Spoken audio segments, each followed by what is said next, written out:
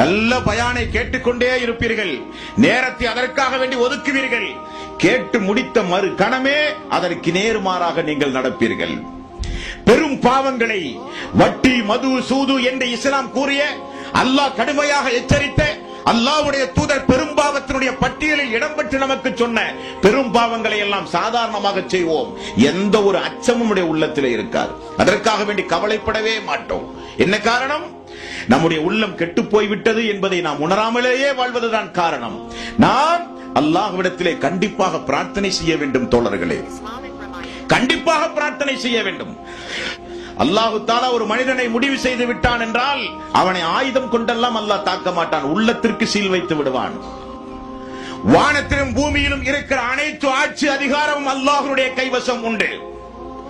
உங்களுடைய உள்ளத்தில் நீங்கள் மறைத்து வைத்திருப்பதையும் வெளிப்படுத்துவதையும் அல்லாஹ் நிச்சயம் மறுமையிலே கொண்டு வந்து விசாரிப்பான். நாடியவர்களை தண்டிப்பான், நாடியவர்களை மன்னிப்பான். இந்த வசனம் இறங்கியது. சஹாபாக்களுடைய ஒரு கூட்டமே ஓடியது ரசூலுல்லாஹி ஸல்லல்லாஹு அலைஹி வஸல்லம் இடத்துல. யா ரசூலல்லாஹ், அல்லாஹ் என்ன சொல்கிறான்?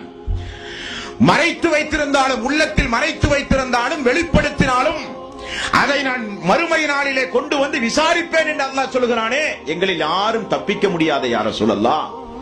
இதற்கு என்ன தீர்வு, என்ன பதில்?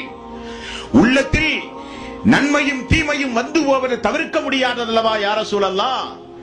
உள்ளத்தில் நீங்கள் மறைத்து வைத்திருந்தாலும் அதையும் நான் வெளியே கொண்டு வருவேன் என்கிறானே அல்லாஹு தஆலா. உடனே அல்லாஹு தஆலா அந்த தோழர்களுக்கு ஆறுதல் அளிக்கும் முகமாக இறக்கிய வசனம் தான் லா யுகல்லிஃபுல்லாஹு நஃப்ஸன் இல்லா உஸ்ஸஹா. சக்திக்கு உட்பட்டுத்தான் அல்லாஹு தஆலா சோதிப்பான், சக்திக்கு அப்பாற்பட்டெல்லாம் அல்லாஹ் சோதிக்க மாட்டான் என்றார்கள்.